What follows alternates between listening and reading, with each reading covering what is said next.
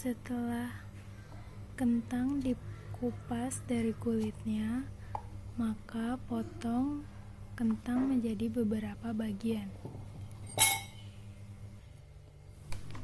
Kemudian, nyalakan kompor, lalu rebus kentang beberapa menit sehingga kentang menjadi lebih lembut.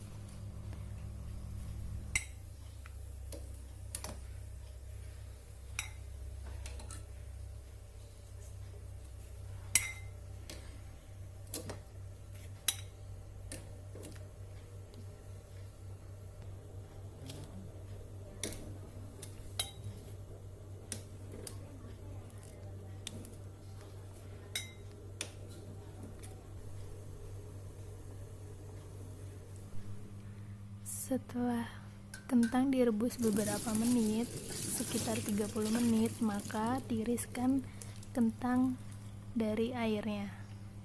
Kemudian, setelah ditiriskan, kentang dimasukkan ke dalam wadah. Kemudian, setelah dimasukkan ke dalam wadah, maka haluskan kentang dengan centong nasi atau apapun yang dapat menghaluskan kentang tersebut. Haluskan secara perlahan sampai dia benar-benar halus. Setelah kentang dihaluskan, maka parut keju yang berukuran 70 gram parut secara perlahan-lahan sampai benar-benar habis.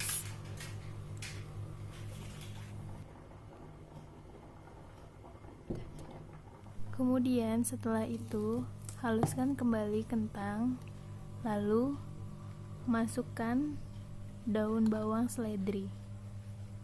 Daun bawang seledri ini kita dapat menggunakan masing-masing 2 batang daun bawang dan 2 batang daun seledri. Dimasukkan ke dalam kentang yang sudah dihaluskan.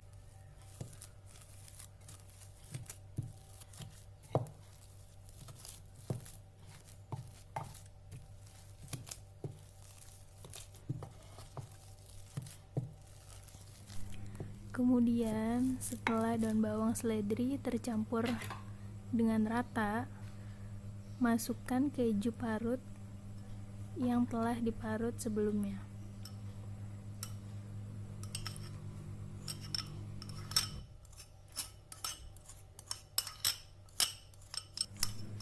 Kemudian setelah keju dimasukkan, lalu aduk kembali adonan sampai tercampur merata.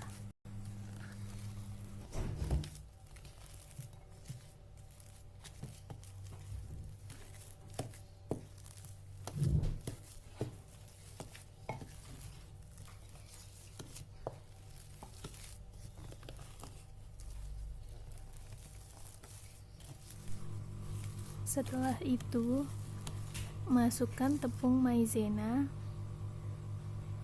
Kira-kira kalian dapat memasukkan tepung maizena 7 sendok makan.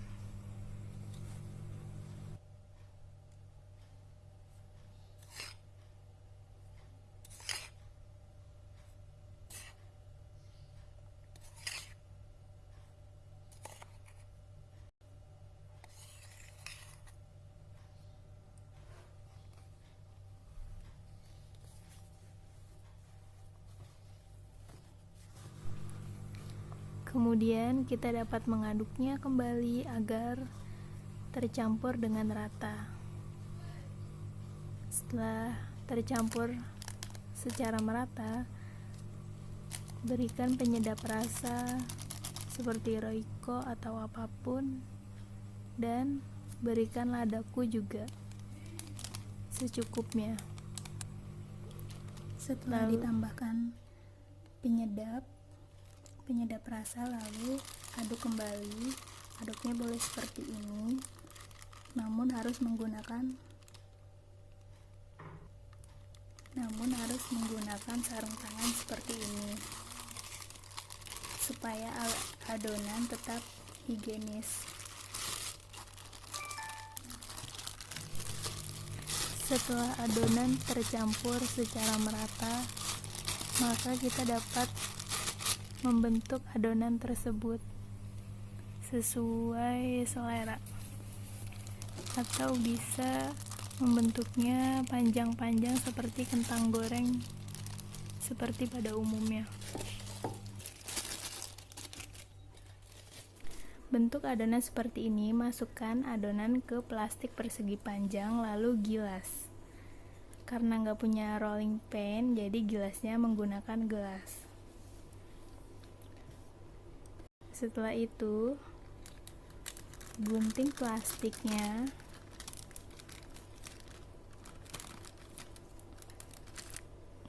ke seluruh bagian.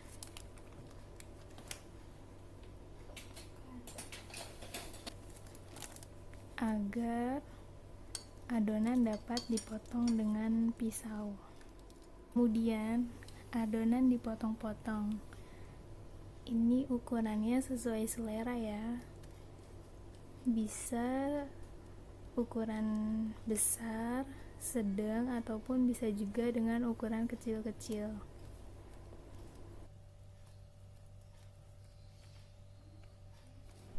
Setelah adonan dipotong, lalu masukkan adonan ke tepung maizena agar tidak hancur saat proses penggorengan.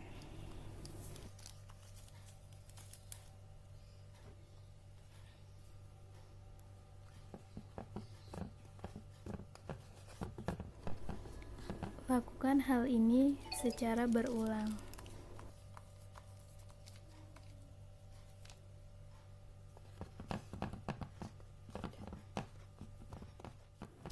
Nah, ini adalah contoh adonan yang telah jadi semuanya.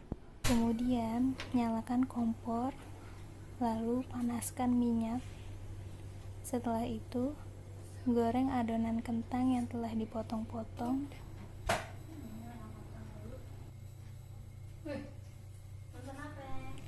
Sebaiknya kentang digoreng satu persatu atau sedikit demi sedikit, agar adonan kentangnya tidak lengket satu dengan yang lain dan tidak terpotong-potong saat proses penggorengannya.